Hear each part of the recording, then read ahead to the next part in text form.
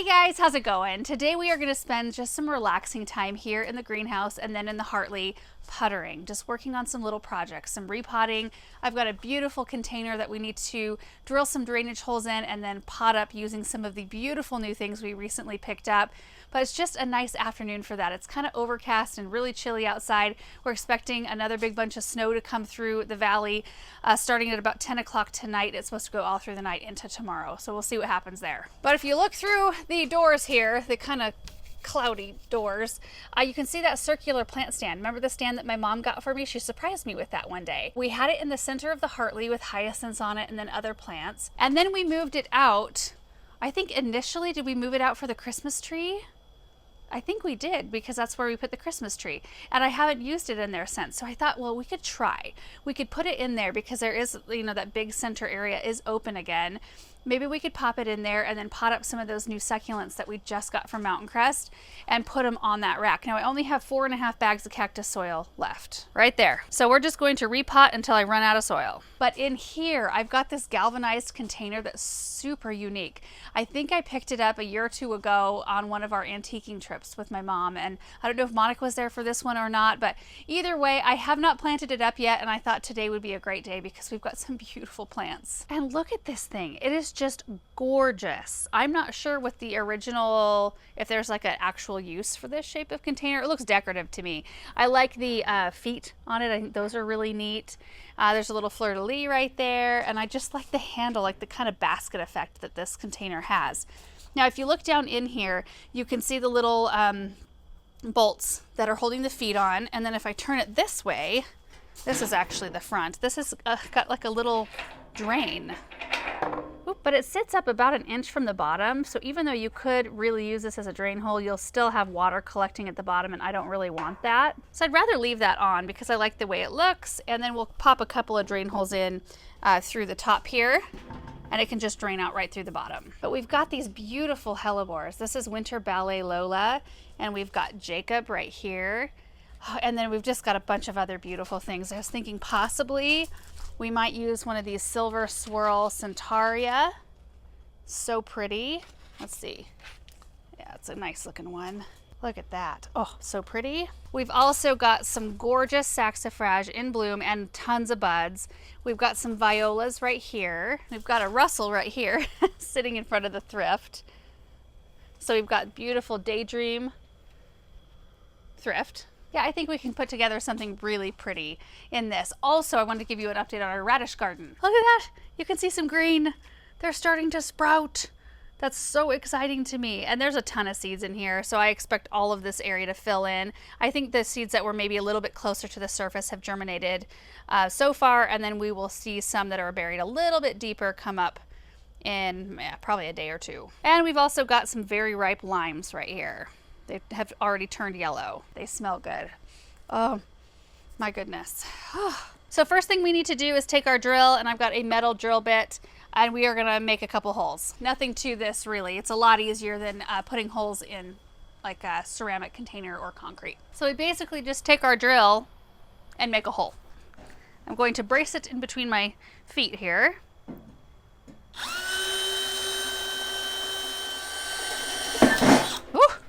There we go. Hole number 1 done. Let's do the second one.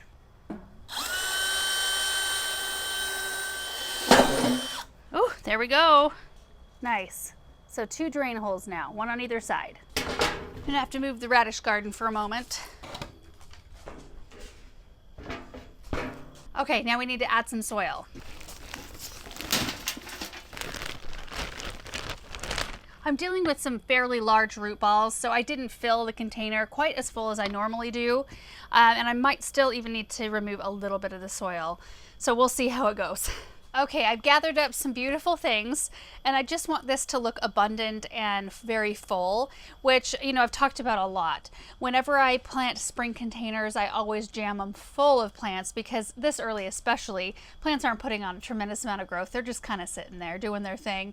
It's not until they get a lot of heat where they will start to put on a growth. Even in here, it stays cool enough to where they just kind of are stalled a little bit. So you can really pack spring containers and fall containers as well. Kind of the same story. It's getting a lot colder outside. Things just don't need the room like they do in the summer. And usually with spring containers, I'm using a lot of perennial type plants. I've got like a fern, the hellebores, the saxifrage. I've even got like this beautiful, look at this kind of trailing over the side. This is a viola, and the thrift. They're all perennials. So I can use them out in the landscape when I get ready to plant something different in here for the summer. So I don't have any idea how this is going to come together. I just thought it would be fun just to fuss with plants and just work on arranging them. So whatever I start with, it might not end up looking like that in the end. So I'm just going to start in. And I really kind of want this Lola to be a bit of the centerpiece. So I kind of want to squeeze it in here so I can have some of those flowers on either side, I think. I'm hopeful that this isn't as root bound as most hellebores are. Oh, it's not. Thank the Lord. Usually hellebores have a bunch of white roots all the way around, wrapped around, and you can hardly see soil. So this is nice. That means I can probably manipulate this root ball a little bit. Yep. So some of the soil can come off. Hellebores don't like to have their roots fussed with too much, so we're not going to do a tremendous amount here. Just enough to make it fit. Okay, gonna be on this side, yes. There we go. Maybe, we'll see. Nope, I don't like it. I think we need to be able to see the handle, which means we might not use a hellebore at all. Pop that back in its container, back to the drawing board. Which means I'm going to put a little bit more soil in. This container might just call for some smaller, sweeter plants. Maybe we won't use a whole lot of foliage because I think even the fern I brought over is a little bit too large. Okay, so let's start with this instead. The Daydream Armeria grows 10 to 12 inches tall, 10 to 12 inches wide. It's a zone 5, evergreen and long blooming. I love it.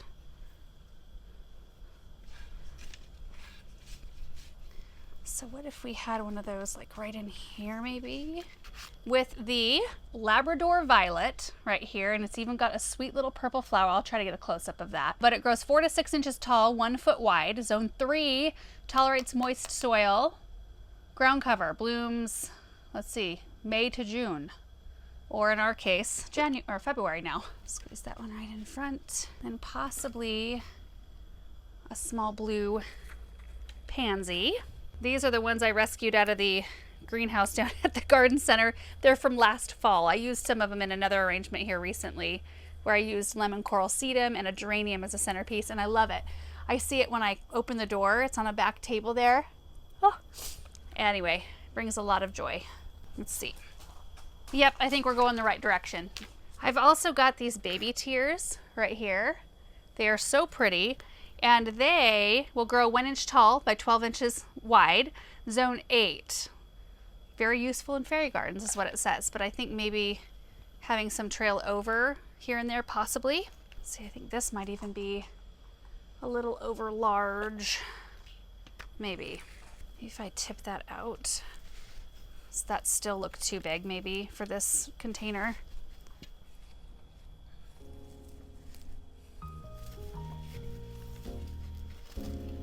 All right, guys, I'm just gonna keep going until I like the way it looks. I don't know where it's gonna lead us exactly.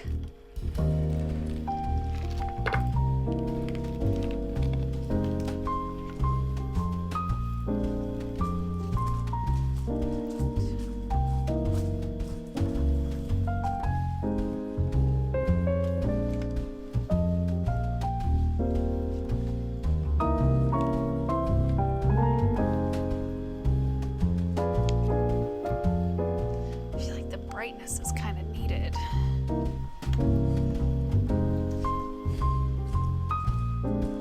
The baby tears I'm going to split in half.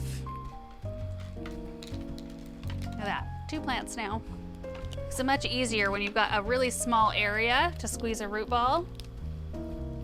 Oh, that's so cute.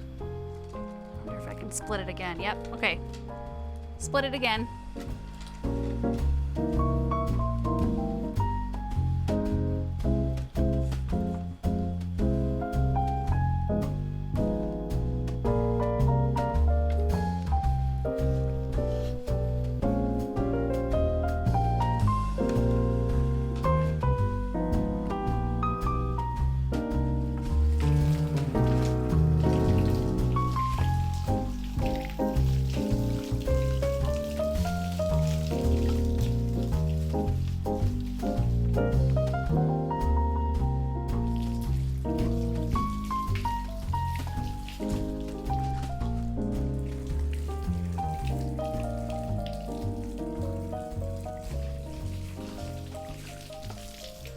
all done, and I just love how it turned out. Look at how sweet this is. So I did end up going back in with the silver swirl centaureas. At first I thought no hellebores, no ferns, none of these because they're just too bulky. But if they're far enough away, you can still see the handle in the center. You can still see that detail. So there's 2 of those kind of centered, I guess, on both sides. And then there's 3 of the Thrift in here. And there's a couple of the saxifrage, a few of the Labrador violets, and then I used a few of these halo, what are they called? Halo sky blue viola, and then a couple of baby tears, actually a number of them. I was just able to break them into multiple pieces and just kind of tuck them around. Some more Labrador right there, baby tears, baby tears. I'm really happy with it. Oh my goodness. It feels so good to be planting that sort of thing right now. And these sorts of arrangements, when I do them this early in the season, they just hang out in here until it's warm enough outside to put them out. And everything I used here is pretty tolerant of cold temperatures, but we are expecting some like 6 degree, 7 degree nights here in a couple of days, and they definitely wouldn't thrive or survive that. Now, Russell, you're blocking our arrangement. You are pretty too. So anyway, that can just hang out in here. In fact, I'm just going to leave it right on the table today because until I'm ready to do my next project on this table, I think it'll be really a happy sight when you open the greenhouse door and see that. Russell, when we do have to move it, I will probably just move it down here, or maybe just like right down here at the foot of the table. And by mid-spring, we're gonna have this thing so decked out with planters and all kinds of fun projects going on. And it was my intention, we just didn't get to it, to make this big water bowl into an actual feature. Like, I do have a pump in it. You can see the water moving just a little bit, and I've got the roots of our tropical water lilies in there.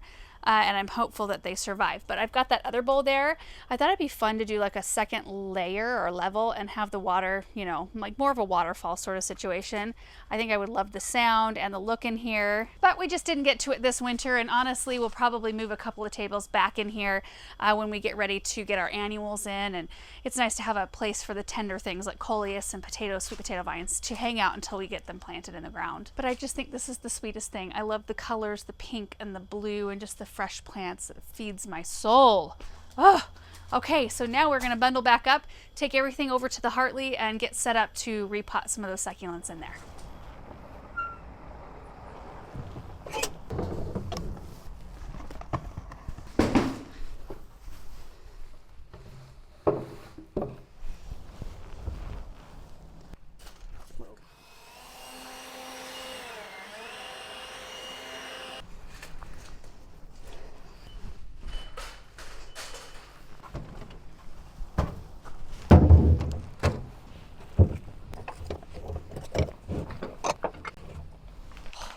Just found a couple of part bags of soil in my little storage thing in here in the Hartley. Perfect.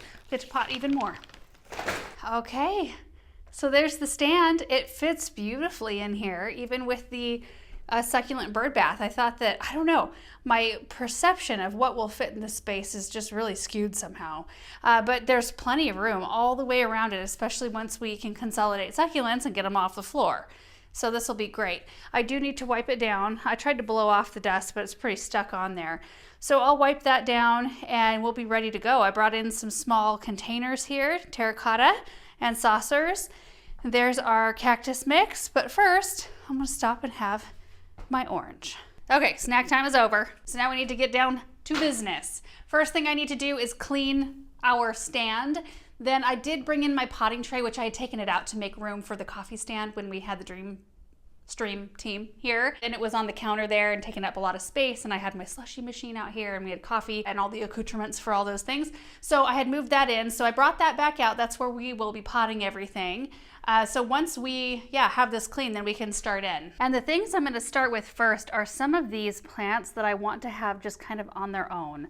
Like, we've got these beautiful aeoniums. I would love to pot at least one of them up on its own and just let it do its thing instead of putting it in with some other things, as well as these right here. Maybe this, I already did a couple. I came out here the other day and potted up 3. So this one right here, isn't that beautiful? Look at that, just all on its own. They just shine. And then there was 3 little containers of this. I'm guessing it's a crassula of some variety, and I thought they looked cute all together in the same pot. And then there were 4 little containers of this right here. and I wanted those all together. I've got one in the studio that's just gone wild. Like it's grown up and it's turned over and it's kind of turned the different direction. I don't know, they're really cool looking. But I've got some really beautiful echeverias that I'd also like to see sort of on their own. Okay, let's get into it. I'll clean it, we'll start potting, and in the end, we'll take a tour through everything that we were able to get done.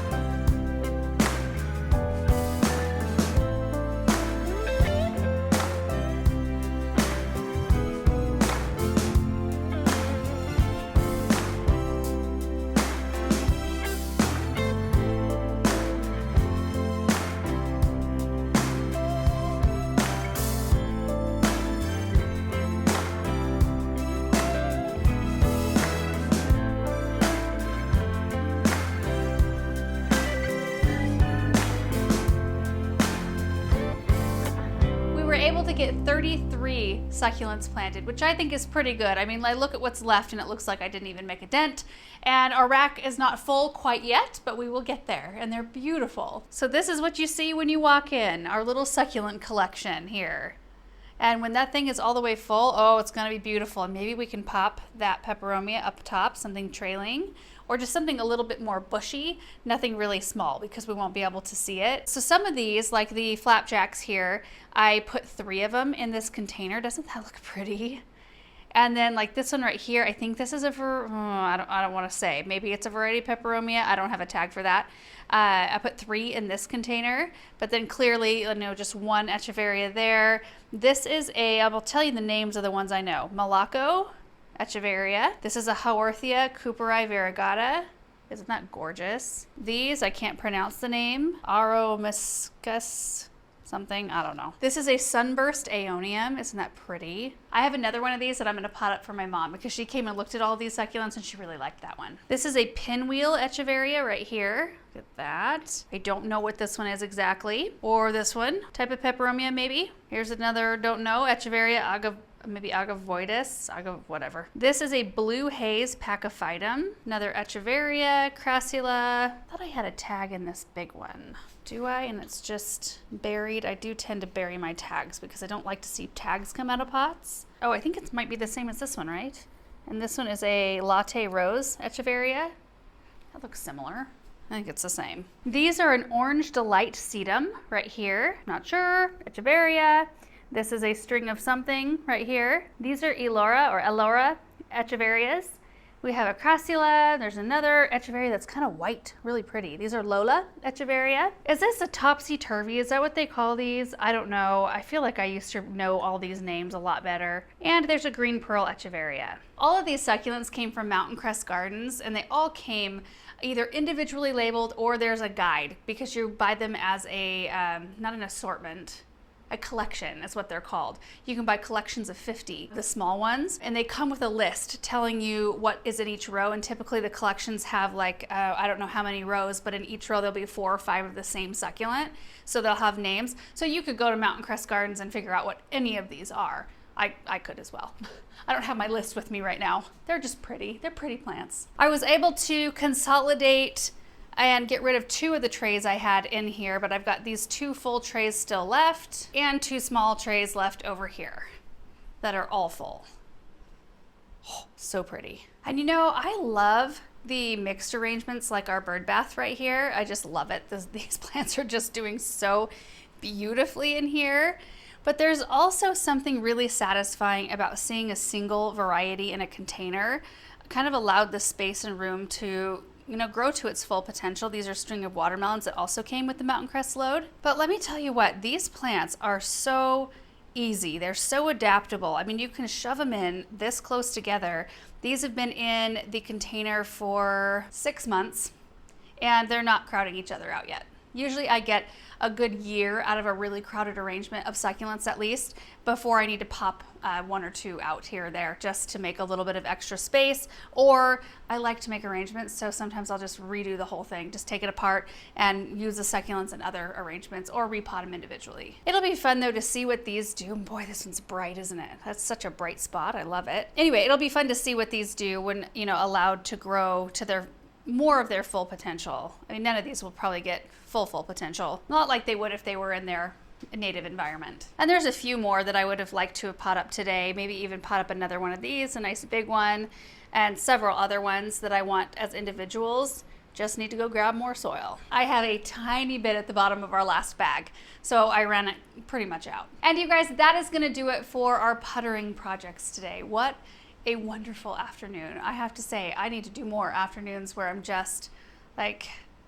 potting up things and grooming things, and I just love that. It's just one of my favorite things to do. So thank you so much for hanging out with me today. I hope you enjoyed it, and we will see you in the next video. Bye.